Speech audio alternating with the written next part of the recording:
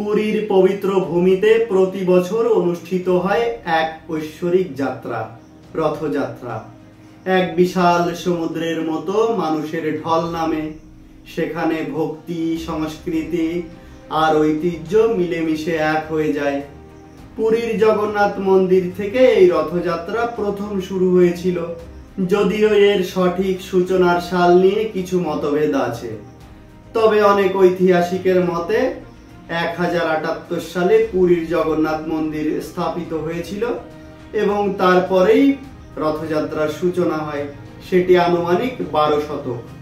এই মহান উৎসবটি উৎসর্গকৃত ভগবান জগন্নাথ, তার দাদা বলভদ্র এবং বোন সুভদ্রা দেবীর উদ্দেশ্যে। 3 দেবতাই এই দিনে বাহন করেন বিশাল রথে চড়ে। কিন্তু কোথায় যান তারা?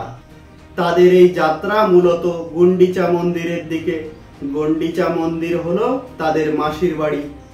এটি প্রতীক সেই ভালোবাসার, যেখানে ঈশ্বর নিজেই তার ভক্তদের কাছে আসেন। এই রথযাত্রা শুধু এক ধর্মীয় উৎসব নয়, এটি এক আধ্যাত্মিক মিলন। হিন্দু বিশ্বাস অনুযায়ী এই দিন রথের দড়ি টানলে পুণ্য লাভ হয়। আর এটাই তো প্রকৃত ভক্তির সৌন্দর্য, ঈশ্বর আর ভক্তের বন্ধন।